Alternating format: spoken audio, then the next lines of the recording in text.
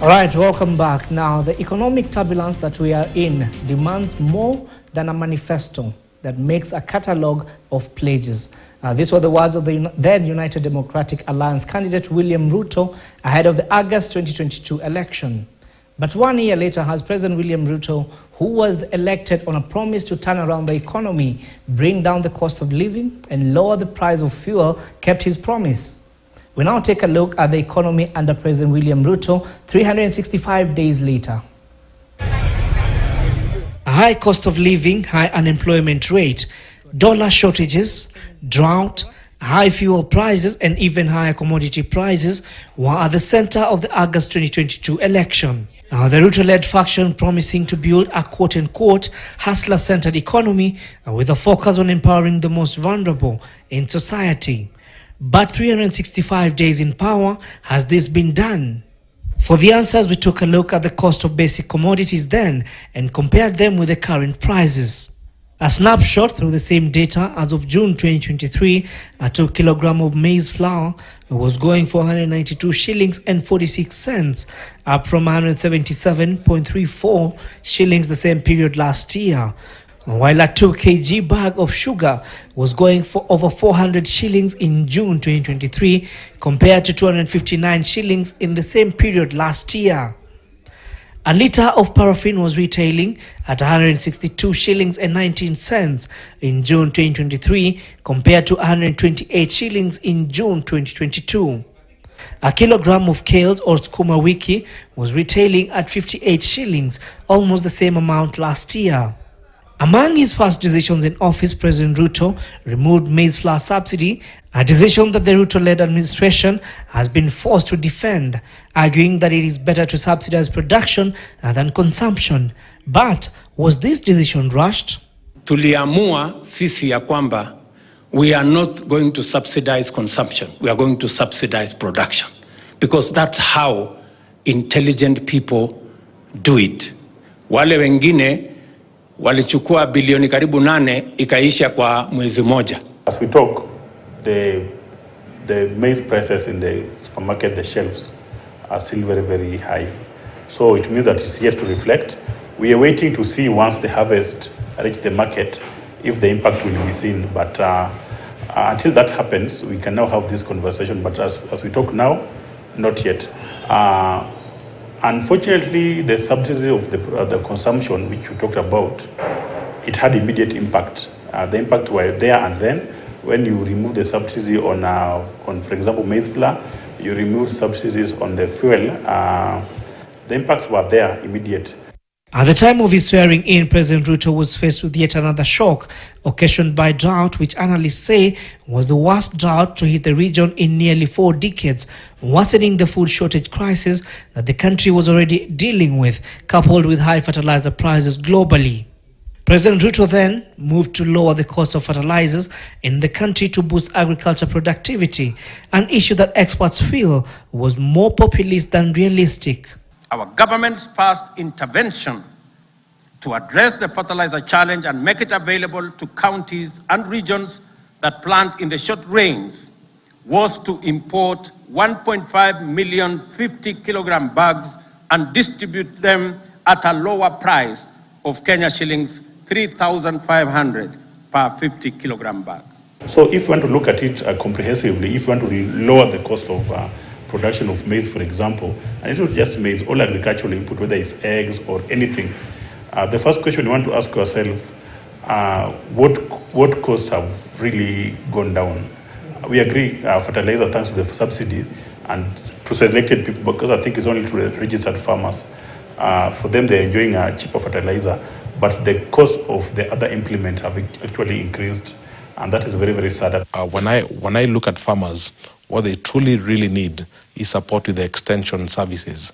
Many of them are not aware of the changing dynamics in the market. Many of them are not aware of the soil acidity. Many of them are not aware about many things. At the time of President William Ruto's ascension to power, the Kenya shilling was trading at 118 shillings against the US dollar. But in the last year, the Kenyan currency has depreciated to trading at nearly 150 shillings against the greenback. The local currency has also depreciated against regional and other foreign currencies, with the country experiencing a quote-unquote dollar shortage. To tame the sliding shilling, the government looked at the country's top import, fuel, which makes up nearly 30% of all imports. The government brokering a government-to-government fuel import deal to forestall a monthly dollar demand. You'll agree that it's not just the dollar. The Kenyan shilling has been depreciating against almost all currencies that we are aware of, whether it's the Uganda shilling, Tanzania shilling, the dollar, the euro, all of them, the pound. So it's something fundamentally wrong with our economy. But I think it all comes back to all macroeconomic factors, the debt structure of the government. We have so many bullet payments that are going to mature. We have so many of these bullet payments, as much as IMF is coming in to caution and even give this a temporary lending facility to the government. It doesn't seem to be signaling into the market there's no confidence that the Kenyan market has enough dollars. Yes, you can have a G2G arrangement that can reduce your cost of importation. But as long as capital is leaving not just Kenya, but many emerging markets and going back to the US, all these currencies were always going to be under pressure, and that's really what came to bear. Now the question is for how long that will continue. We still believe the Fed has about 1 or 2 more rate hikes before things stabilize. So it would not be really unusual to expect this slide to go on possibly for a couple more months. With the country's unemployment rate stagnating at 5.5 in 2023, similar to 2022, the government has been urged to up its efforts in making Kenya a conducive environment for business or risk more FDI flights from the market, a matter that experts say may never be reversed. You want to be in a situation where you are able to attract investors in your country. Another one, of course, is the political certainty or political. You want to be in a situation again where you have investors have confidence in your economy. So we don't need to see political upheaval. We need to see a very, very stable economy. We don't need to get to a situation where the whole manufacturing sector collapses.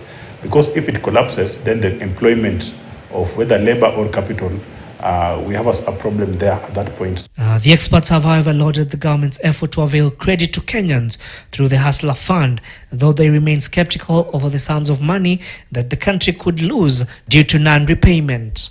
As the Kenya Kwanza administration begins to implement its inaugural budget, the experts are wary that increasing taxes alone, without cutting back on government excesses and wastage, the tax may only serve to burden Kenyans with no tangible results being seen. It will definitely further burden Kenyans because a lot of the taxes in there are consumption taxes. And you remember when the administration was running in the campaigns, they said we need to move towards more progressive tax policies. Progressive tax policies are those that are aligned to production. So as you produce more, you pay more. But what we have right now is a huge dependency on consumption taxes, whether it's VAT or excise taxes. The problem with consumption taxes is they disproportionately affect the people at the bottom the most. So that means that there is even more weight, of course, doing away with the subsidies. So it means that consumers are now bearing far much more weight than they were doing before. Now, we are now maybe at the worst, at the pit. The question is, can we now go up? Can we start now seeing improvement? With external shocks expected to slow down the global economic growth, the experts say Kenya Kwanza administration will be judged based on how soon they will be able to turn around the economy, or will it be yet another case of overpromising and under-delivering? Jimmy Mbogo, KTN News. All right, and of course we hope that going